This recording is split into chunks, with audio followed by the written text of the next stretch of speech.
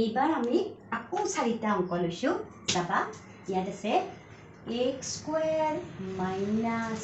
whole x minus 56 ইয়াত লিখিম x square plus whole x minus 80 তোমালোকে মাতি মাতি লিখিবা অংককেইটা x square plus whole x minus 30 x square plus whole x minus 48 এইবাৰ আমি পুৰণিটা মাতিম কাৰ 56 এই লাইনটো মই আকৌ লিখিলো তোমালোকে বুজি পোৱাৰ কাৰণে তোমালোকে কিন্তু পৰীক্ষাত দুইবাৰ নিলিখিবা মই তোমালোকে বুজি পোৱাৰ কাৰণে দুইবাৰ লিখিছো এইবাৰ আমি 56ৰ পুৰণিটা মাতিম আমাক লাগিব কিমান 10 ছুটি নিয়মে হৰণ কৰিছা 2 2 গুণ 4 2 8 গুণ 16 2 1 গুণ 2 2 4 গুণ 8 2 7 গুণ 14 এইবাৰ তলৰ পৰা মাতা 7 2 গুণে 14 ইয়াত থেকে 2 2 গুণে 4 14 লগত 2 যোগ কৰিলে কিমান হ'ব 2 2 গুণ 4 4 14 পৰা 4 যোগ কৰিলে 14 লগত 4 যোগ কৰিলে তোমাৰ কিমান হ'ব 18 আৰু 14 পৰা 4 বিয়োগ কৰিলে তুমি পাবা 10 ইয়াতে কিমান হ'ব তাৰ মানে 14 minus 4 14 4 গেল থাকে 10 আছে ইয়াতে কিমান 80 80 কৰিলাম আমি 2 4 গুণে 8 2 2 গুণে 4 2 10 গুণে 20 2 5 গুণ 10 তলৰ পৰা মাতা 5 2 গুণ কিমান হ'ল 10 2 2 গুণ 4 4 2 গুণ 8 10 ৰ লগত 8 যোগ কৰিলে 18 হ'ব নহব 2 2 গুণ 5 2 গুণ 10 10 2 গুণ 20 ইফালে থেকে কিমান আমাৰ 2 2 গুণ 4 20 ৰ পৰা 4 গলে কিমান থাকিব 16 ইয়াত লিখিম 20 minus 4 মিলি গল এইবাৰ আমাক লাগে কিমান 30 লাগে 5 6 গুণে 30 5 পূৰণ 6 5 6 গুণ কিমান হ'ল 30 আৰু 5 6 কিমান হ'ব তোমাৰ 11 ইয়াত নলাল এইবাৰ আমি কি কৰিম 15 2 গুণ 30 15 2 গুণ 30 হয় 15 লগত 2 যোগ কৰিলে কিমান হ'ব 17 15 পৰা 2 যোগ কৰিলে কিমান হ'ব আমাৰ 13 এইবাৰো নহল এইবাৰ আমি কি কৰিম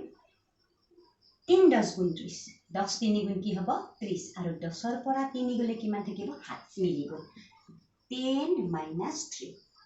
10 minus 3 7 ইয়াত কিমান আছে 48 48 8 6 গুণে 48 আৰু 8 ৰ পৰা 6 গলে কিমান থাকে 2 8 minus 6 হৈ গল প্ৰথম লাইনটো এনেদৰে পঢ়ি লোৱা এইবাৰ আমাৰ থাকিল 2 নম্বৰ লাইনটো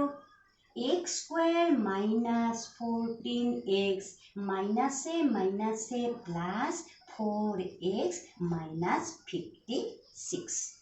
ইয়াত কি লিখিম x square plus 20x plus a minus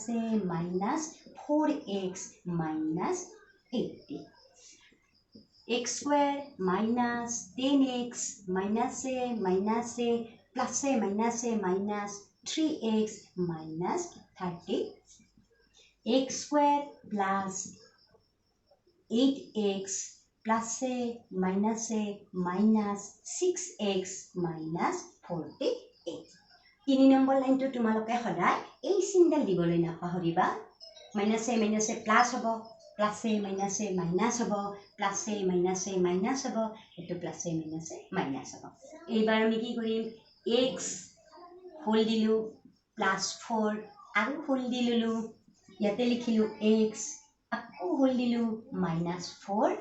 whole Dilu x ইয়াতে আমি হোল দিলু মাইনাস 3 হোল দিলু আটাইকেইটা গণিত একেলগে চাই যোৱা তোমালোকে ধুনীয়াকৈ বুজি পাবা লিখিলু লাইনটো লিখিলু আমি কি লিখিলু ইয়াতে আমি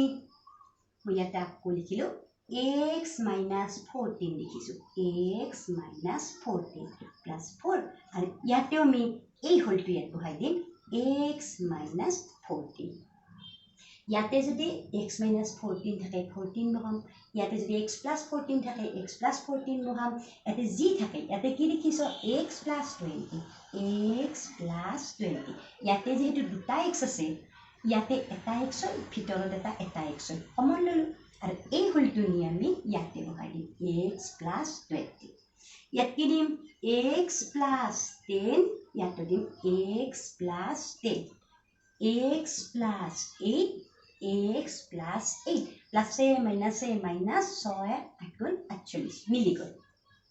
এইবাৰ আমি শেষত দুটা হোল দিম প্ৰথম হোলটোত লিখিম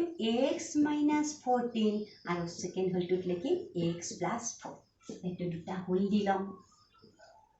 ইয়াতে দুটা হোল দিলাম এনেকৈ তোমালোকে প্ৰথমতে সজাই লবা সজাই ললে তোমাৰ গণিত ভুল হোৱাৰ কোনো চান্স নাথাকে সজাই লোৱা সজাই লৈ লাহে লাহে লিখা x + কি লিখিম প্ৰথমতে আমি ইয়াতে 20 ফিৰ কি লিখিম x - 4 ইয়াত কি লিখিম x + 10 x - 3 ইয়াত লিখিম x + 8 x - 6 হৈ গল তোমালোকে প্ৰথম চিম্বল কোনোদিন সলনি নকৰিবা সেয়েহে হোলৰ ভিতৰত সোমাই যাব ইয়াতে যদি প্লাস থাকে প্লাস বহাবা বেছিভাগ ছাত্ৰ ছাত্ৰীয়ে এই চিম্বল ভুল কৰে এইবিলাক চিন খুব মনোযোগ দিবা ইয়াতে প্লাস থাকিলে প্লাসে হ'ব প্লাস থাকিলে প্লাস হ'ব আৰু ইয়াতে যদি মাইনাস থাকে এই হোলৰ ভিতৰতে তোমাৰ মাইনাস হ'ব প্ৰথমতে উৎপাদক বিশ্লেষণ পদ্ধতিটো খুব ভালদৰে শিকি লোৱা তাৰ পিছত আমি বেলেগ গণিত শিকিম